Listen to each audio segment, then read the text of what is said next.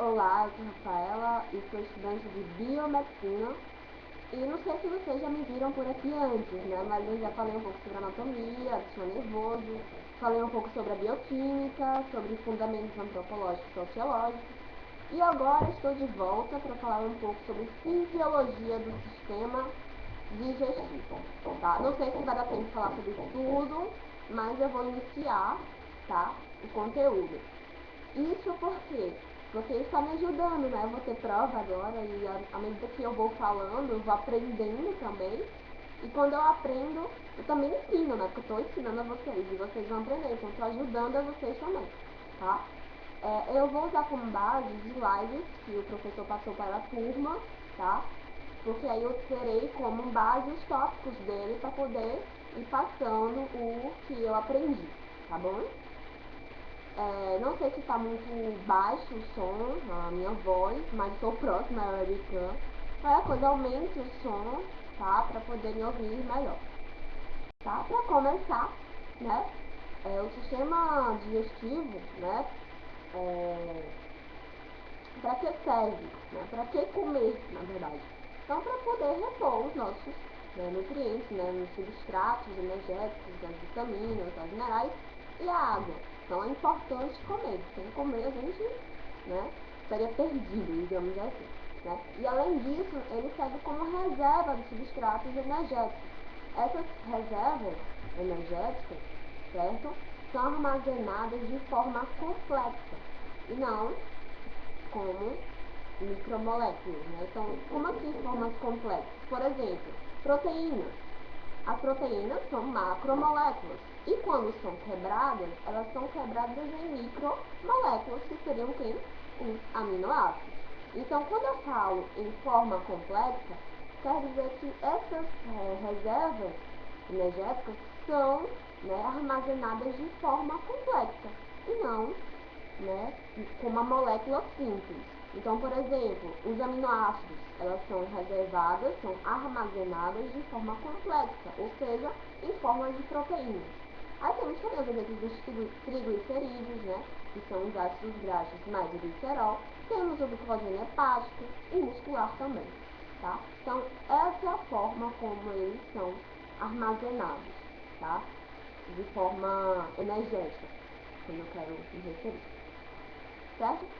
Aí nós temos também a questão do sistema digestivo, né, que não serve apenas para a digestão, que seria no caso a quebra das macromoléculas na presença de água, tá?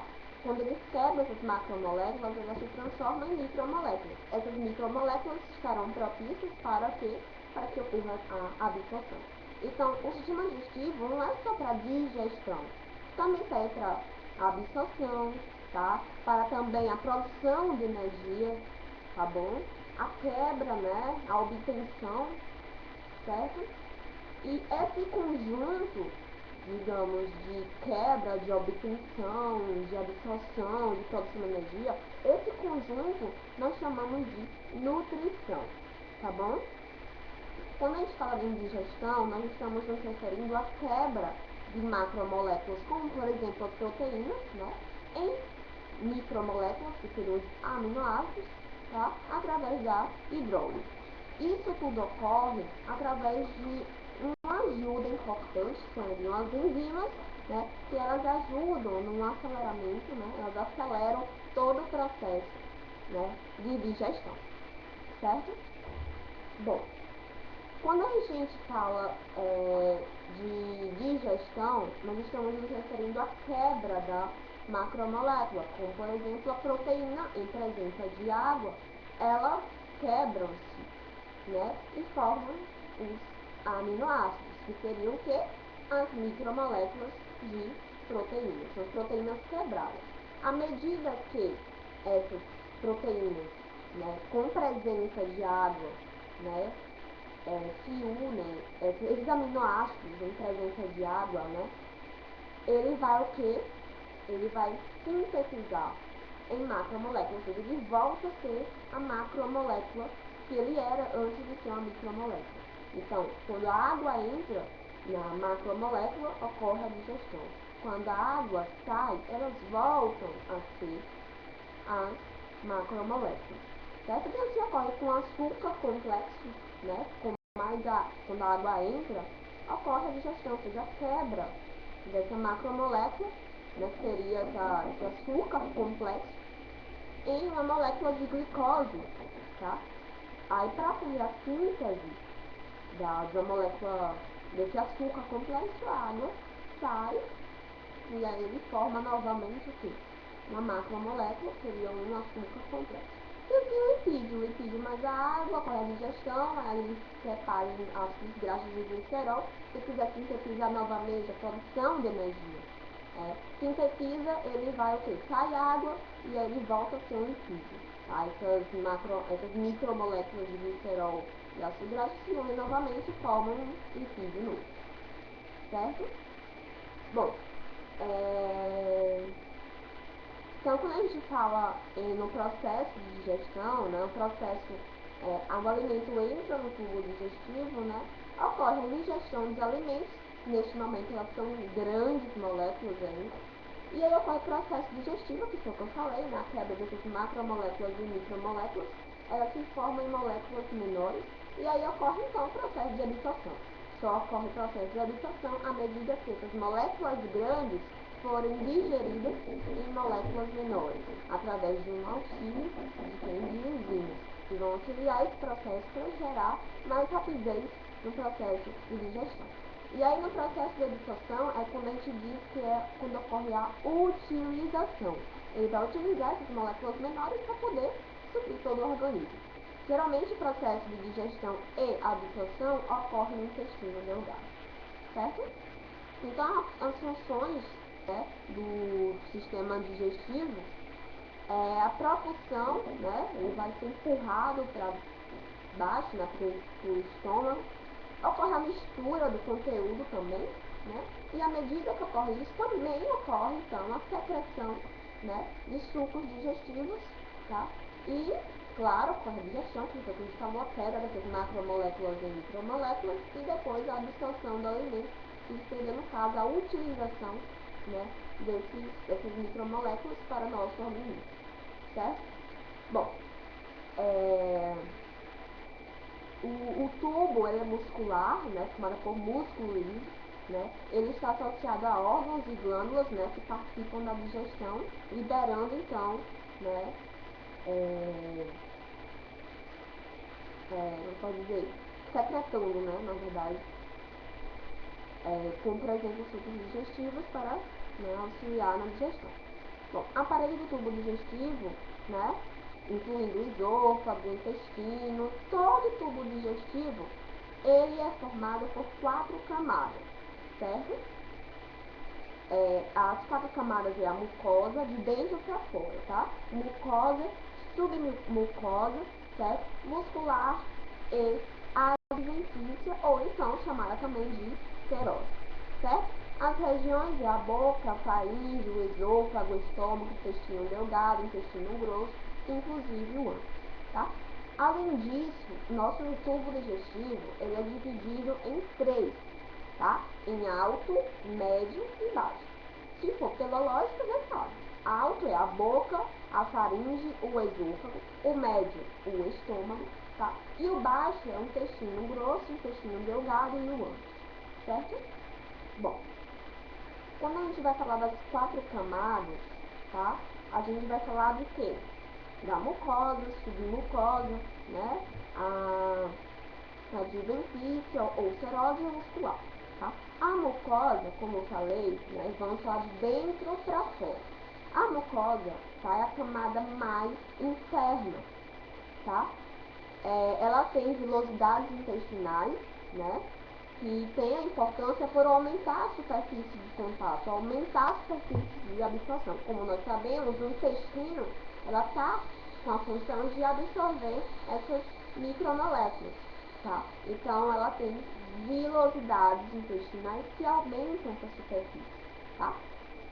Como a gente sabe, né, ele tem a função de absorver, né, o intestino, logo a mucosa, que é a parte interna do tubo digestivo, ela tem a função de absorção de nutrientes e, claro, as glândulas, como eu falei, elas secretam substâncias como o muco, como os sucos digestivos que eu falei antes, né? As enzimas digestivas que vão auxiliar, né, na digestão, substâncias de modo geral que vão auxiliar nesse processo. Lembrando, as vilosidades, elas envolvem mais as regiões do tubo baixo, como eu tinha dito, né, regiões alta, média e baixa. Regiões baixas, quando a gente fala de quê? Dos intestinos, delgado e grosso. Então, essas vilosidades envolvem mais as camadas do tubo baixo, certo? Como no caso do intestino. Uma coisa importante, não é todo tubo que contém essas vilosidades, tá? Essa característica que eu estou dando é de modo geral, tá? Existem pequenas diferenças do tubo, das regiões, tá? Mas estamos só apenas ressaltando as características importantes. Como assim diferente? Todo tubo contém essa camada mucosa, só que não é todo tubo que contém essas vilosidades, tá? Geralmente as camadas de baixo contêm essas vilosidades, mas não querendo aprofundar sobre as características de cada parte, né, tanto alto, médio e baixo, em geral, a mucosa se caracteriza por essas vilosidades, tá? Enfim, a próxima camada, então a camada após a mucosa, é a submucosa, como o nome já diz, submucosa, tá? Então, ela é rica em capilares sanguíneos e capilares linfáticos. A camada é espessa e mais vascularizada, ou seja, contém vasos, certo? Então, qual a importância de ter esses vasos? Qual a importância de ser vascularizado? Tá? Então, quando o nutriente ele é absorvido pela mucosa, quando é que vai passar? Para onde é que vai esses nutrientes absorvidos? Tá? Ele vai, então, para a submucosa. Tá? À medida que ele entra na submucosa, ele será absorvido pelos capilares sanguíneos e linfáticos. E daí, então, ele vai cair na circulação. Então, essa característica de ser vascularizada é o que dá a importância da submucosa. Que à medida que ele é absorvido pela submucosa, que veio da mucosa, né? No caso, os nutrientes que veio da mucosa, vai para a submucosa, através de que? Da absorção, né? Pelos capilares, né, sanguíneos e linfáticos. E aí, então, esse nutriente, né, cai na circulação. Certo? A outra é a túnica muscular. Essa túnica muscular é responsável por quê? Pelas contrações, que servem para empurrar, claro, né? E misturar o conteúdo, tá? Então, ele serve para... quase não sai. Ele serve para contração, né? Ele empurra, ele mistura todo o conteúdo que entra na camada, né? No tubo digestivo, tá? E a serosa, né? Ou adventício, é a camada externa, é o que nós chamamos de peritônio, certo? Entre a submucosa e a serosa, nós temos o que nós chamamos de camada muscular circular e longitudinal. Chamam-se assim porque as fibras se dispõem dessa forma, ou seja, circular e longitudinal. Na longitudinal, temos o encurtamento do tubo gastrointestinal. Bom, essa foi a primeira parte do conteúdo, né? Eu já estou falando aqui há 13 minutos, né? Mas, para não prolongar muito, isso aqui só foi o início, né? De como é dividido o tubo, de como é formado as suas camadas, tá? Espero que vocês tenham gostado desse início e quem sabe vocês voltem novamente para mim para assistir a segunda parte do nosso vídeo. Obrigada!